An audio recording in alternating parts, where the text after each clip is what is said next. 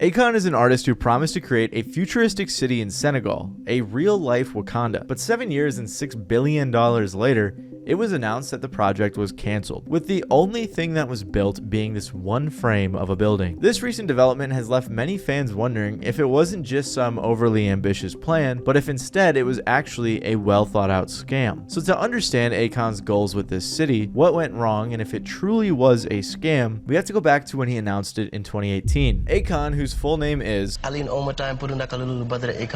accomplished a long, successful career in which he's pretty much done everything there is to do in the music business. This includes being a singer, songwriter, rapper, record producer, and most importantly, to this story, a philanthropist. He was born in St. Louis, but while growing up, he spent a significant part of his childhood in Senegal, which is in Africa, surrounded by the influence of his family. He often split his time living in both the States and Senegal, but eventually settled back in New Jersey. After a brief stint with Elektra Records, he really came smashing into the music game in 2004 with the track Locked Up. This song went viral, and after this, he went on a crazy run. His solo album Trouble dropped months after Locked Up's initial success and was a huge hit. Then in 2006, he released his second album Convicted, selling 286 copies in the first week, and after only 6 weeks, it sold more than 1 million in the US alone. But the following year in 2007, Akon had his first Africa-related controversy when he was pressed about his part ownership of a diamond mine in South Africa, which after the release of the movie Blood Diamond was considered a pretty controversial move. At the time, Akon defended himself saying, "I don't believe in conflict diamonds, that's just a movie. Think about it. Nobody thought or cared about conflict diamonds until Blood Diamond was released." A conflict diamond, if you don't know, is an uncut diamond mined in an area of an armed conflict and traded illicitly to finance the fighting, which definitely isn't something you want to be associated with. However, later on he turned on this take, stating that while he does believe in the existence of blood diamonds, his mine did not operate in that way. And he also claimed that he donated some of the profits to local communities, but that just seemed like he was trying to cover his tail. Plus, in 2020, he changed his mind again, claiming to have left the game due to it being worse than the drug business. Regardless of all this controversy, Akon came right back in 2008, releasing his third album, Freedom, which also went platinum. Over the years, he collaborated with a ton of huge artists, as well as events like the World Cup, and all of this netted him millions. According to Forbes, Akon grossed $13 million in 2011, $21 million in 2010, $20 million in 2009, and $12 million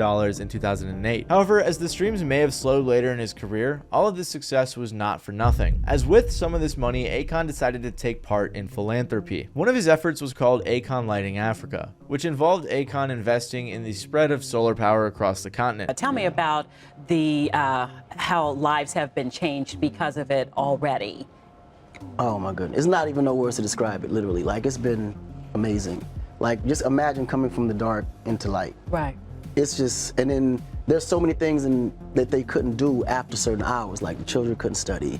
I mean, you really, I mean, because if you're in the rural areas, you're literally out in the jungle. So if there's no light there, it could be very dangerous.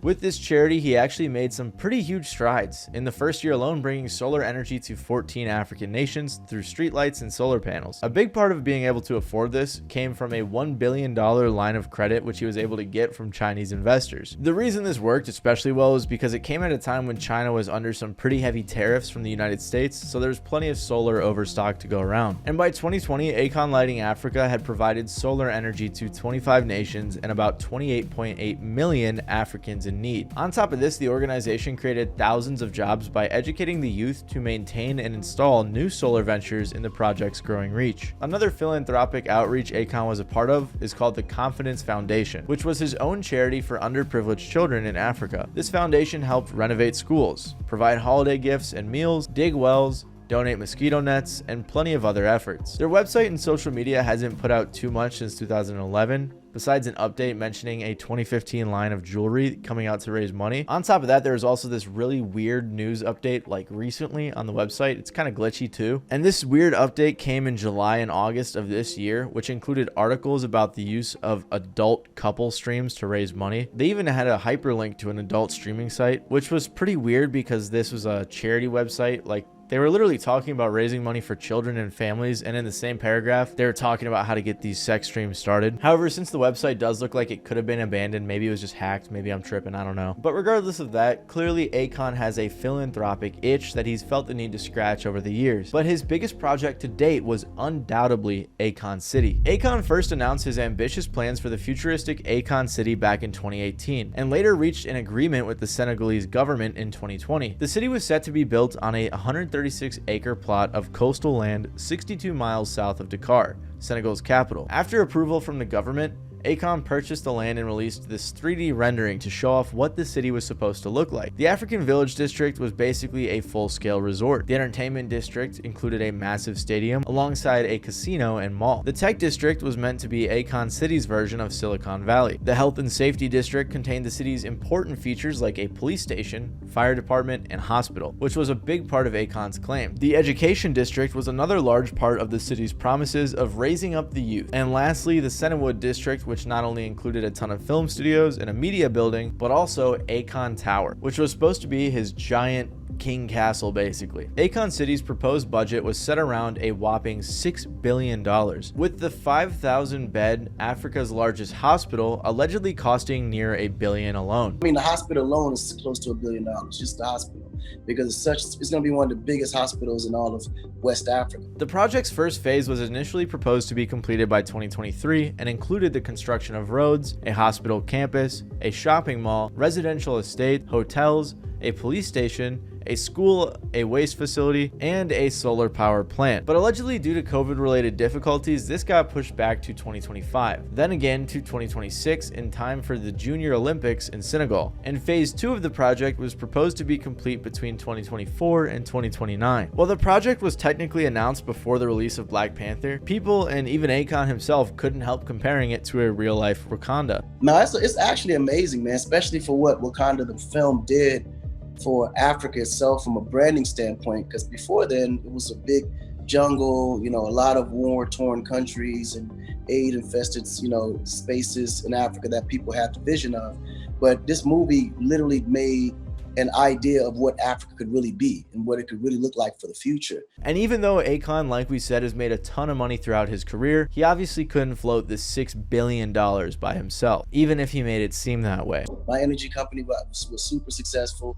So I was able to accumulate a group of friends that I was able to raise this money with and actually build the city. It's be one of many throughout all of Africa, starting in Senegal. So, how could Akon possibly get enough money for this project? Well, for starters, a shady individual named Julius Mwale, along with investors, had allegedly raised $4 billion. And like I said, the project was looking like it was going to be $6 billion. Julius is a Kenyan entrepreneur and investor responsible for a green city called MMTC based in Western Kenya. However, he's also been subject to several lawsuits and even lost multiple, with some alleging he owes them a lot of money. There isn't a ton of information about him online, but he's definitely a suspicious guy. And on top of this, Akon also had another method in mind to finance his city. Alongside the announcement of Akon City, he announced a cryptocurrency called Akon. Akon was supposed to be the currency that was used throughout Akon City. This wasn't the worst idea in theory, since throughout Africa there were varying cryptocurrencies and other ways that each country could make paying for things easier. That's because in Africa there's a ton of different countries and a lot of them have different currencies or maybe weak currencies. So it's best for a lot of the citizens to use like their own version of PayPal or a cryptocurrency, which just converts way better. The Akon website said Africa has over 40 plus currencies across 54 countries, each struggling with a level of inflation and instability that makes growing business within the continent and internationally extremely difficult, while also creating massive roadblocks for entrepreneurs who want to learn, earn, spend, and save. But like I said, because of this, people already had their own versions of Cash App or Venmo and things like that. So instead of using these already established currencies that most people already are using, he decided to make his own, which is a little bit strange and possibly even concerning when you keep it in mind that Akon mentioned he wanted to be the king of this city. I don't like to use the word the king of the city, but that's what it will turn out to be, And I'm hoping that the city eventually has so much impact that I can actually influence politics in the country to allow better things to be managed properly and things to be handled in a certain way that I feel that would benefit more of the people. Akon said, "I think that blockchain and crypto could be the savior for Africa in many ways because it brings the power back to the people and brings security back into the currency system." Before the coin was officially launched, there was a pre-sale called the Token of Appreciation campaign. It was supposed to be a fundraiser for the release of the coin, and the people who gave money were told that every $1 that they put in was worth up to 4 tokens of appreciation, or 4 Akoins. I'm sure you guys can see where this is going. Then the coin was launched at about 15 cents per coin, with excited investors buying a bunch of Akoin, shooting the price up to over 50 cents per coin. If any of you are familiar with crypto, there may be some concern that Akon had a large investment of his own in this coin, which he eventually admitted to in an interview with Vlad TV. Okay, so is Akon out right now? It's active in Africa as we speak. Okay, so it's being used in Africa? It's being used currently right now in Africa. How much Akon do you actually own? I mean, I am the bank. I bet. I got 1 million minutes.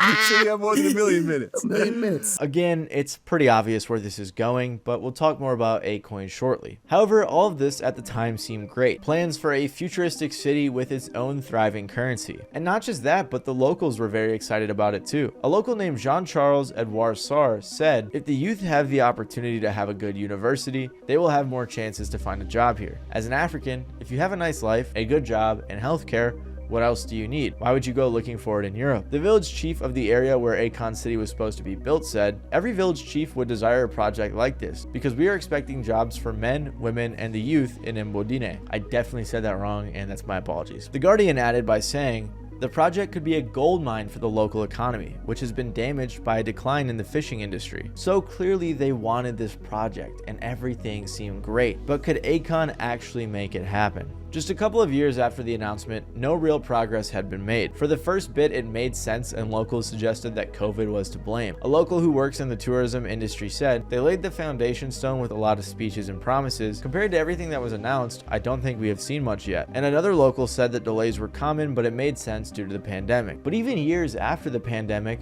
no more progress was made. We never anticipated COVID, where everything would be pushed back 2 years. This led to a bunch of content creators covering this incident, with one by the name of Steven Ndukwu. I tried really hard to get that one right. I hope I pronounced it right, if not, my bad. But Steven actually traveled to Akon City. He got an Airbnb in Dakar, which is the capital of Senegal, and then made his way to Akon City to check it out. On getting here, I was welcomed by this building with a graffiti written Akon City boldly on the wall. This is nothing futuristic like I saw in the CGI. We drove inside the city and this was all I saw. This right here is the only building that has been built in Akon City. Although this building looked futuristic, but this project is looking like a disappointment. Clearly not much had been accomplished, and it left a lot of people assuming that this was just a total failure. Apart from this one regular building that isn't futuristic at all, like they had planned, as well as his somewhat futuristic unfinished structure, there was nothing else. Well, there was also this cinder block with a sign, so I guess that's progress. Articles, videos, and more began popping up claiming that Akon City was a failure or scam. Things really came crashing down though in August of 2024 when SAPCO Senegal, the National Tourism and Coastal Development Group for Senegal, gave Akon an ultimatum. Basically they said, either you start your project or give us back 90% of the land that the government lets you have. This was apparently because Akon had missed payments to SAPCO, which prompted them to send the notice. I'm sure you're aware of reports in the Senegalese media that the Minister of Tourism in Senegal said either you respect the lease agreement on the land or the project will be reassigned to other investors. Right. So do you still have the confidence of the government? Politics has always been one of the biggest blockers of anything that forwards economy or the people. He went on to give this very long-winded answer, but he did make it sound as if Akon City was on track to happen. Then though, nearly a year later, it was reported that Akon City was canceled. The head of SAPCO said the Akon City project no longer exists. He continued, "Fortunately, an agreement has been reached between SAPCO and the entrepreneur Akon. What he's preparing with us is a realistic project which SAPCO will fully support." Locals were disappointed, saying things like, "We were promised jobs and development. Instead, nothing has changed." Well, the head of SAPCO did make it seem like there was some sort of hope for a project. The Akon City that the people of Senegal were promised had vanished. And at the end of the day, Akon City was a failure, which not only hurt Akon's image, but also the citizens of Senegal. Like Steven said, it's disappointing that after being promised thousands of jobs and a huge boost in tourism, both things that would have been great for the local economy was all just a charade. The futuristic designs, crazy resorts, and overly ambitious plans seemingly were done for, which has left everyone wondering, did Akon just have his head in the clouds with a pipe dream, or was this really some sort of elaborate scam? Well, for starters, lately it seems like he's been on a press run, possibly because of the news of its cancellation, but he's been trying to put out the fire on like every possible podcast. What's funny too is I've watched like every single interview, and it's almost like he's reading a script. He brings up like the same 3 things and almost says them word for word verbatim on every podcast. Despite what the head of Sapco said, Akon says that his city is still going to happen, just at a later date. And while the Sapco head did say that they figured out a realistic project, it likely isn't going to be anything like the city he promised. And recently there was some news that essentially Senegal is abandoning Akon City. Right. Is that true? That was the news. What's the reality? The reality is that Akon City is still happening. Still gonna happen. It's 100% happening. 100% gonna happen. 100% happening. What year? I can't tell you the year because it's a city, but it's a development that's gonna happen for as long as it possibly can, and I'm gonna try to stretch it out for as many acres as I possibly can as I'm alive, and hope that it continues to stretch even after I'm dead. Okay. Yeah. Why are they reporting though that it's scrapped and they're taking the land back? It's all propaganda. After this, he went on a rant about how Africa is waking up to their potential, which is weird because like I think he's just deflecting when it comes to his own lies. And I notice when a lot of these scam guys are lying, they sort of start talking about nothing and then mixing some lies in just to avoid what the original question was, which was why would the media lie about this, which Akon was never able to end up answering anyway. And he also said that one of his biggest mistakes was announcing the city before actually getting started on the project. The mistake I made was announcing it before I got started. Because once I announced it, people thought it already existed. So that's why that time that you're talking about that seems like that's long, the moment it came on my mind, I said, cool, I'm going to announce it, and then through that announcement, I'm going to find the support, I'm going to find the financing, and I'm going to find the people that actually have the infrastructure to help me pull this thing together, right? What I didn't calculate was, the moment I announced it, people thought this shit was already existed. Yeah, because was ready just to go. the studies alone, from the environmental study, soil study, like just the studies alone took 2.5 years. And I just went through those studies. Yeah, it's no joke. The studies alone, and mind you, the studies was happening during COVID.